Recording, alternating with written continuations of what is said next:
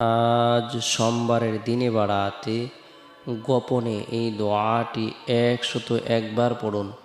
60 বছরের গুনাহ মাফ হবে, ভাগ্য খুলে যাবে, দোয়া কবুল হবে, আশা আকাঙ্ক্ষা পূরণ হবে।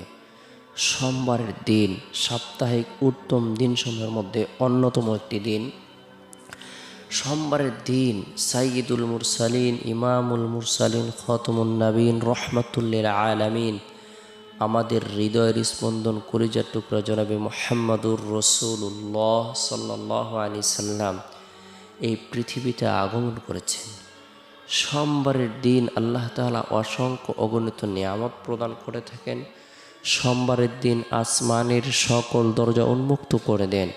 সোমবারের দিন সারা পৃথিবীর সমস্ত মানুষের আমলসমূহের রিপোর্ট পেশ করা হয়ে থাকে। সোমবারের দিনটিকে স্বয়ং নবী করিম সাল্লাল্লাহু আলাইহি সাল্লাম গুরুত্ব দিতেন।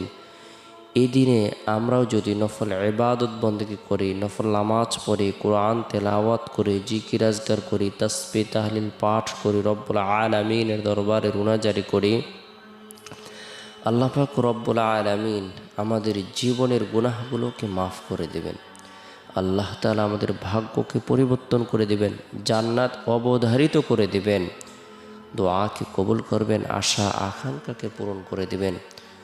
বরকতপূর্ণ এই দিন আমরা প্রত্যেকে আমাদের সময় সুযোগ অনুপাতে নফল ইবাদত বন্দেগী করার জন্য চেষ্টা করব।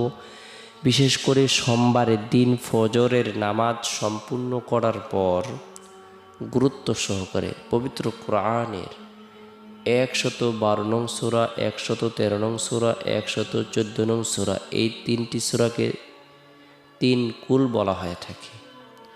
আমরা গুরুত্ব সহকারে যদি এই তিন কুলের আমল করি, এই তিনটি সূরা আমল করি, অর্থাৎ সূরাতুল ইখলাস, সূরাতুল ফালাক, সূরাতুন নাস, তিনবার করে আমল করে উভয় হাতের তালুতে ফু দিয়ে শরীরের যতটুকু অংশ সম্ভব হয় মাসেহ করে নেই, আল্লাহ পাক রব্বুল আলামিন অজস্র কল্যাণ প্রদান করবেন।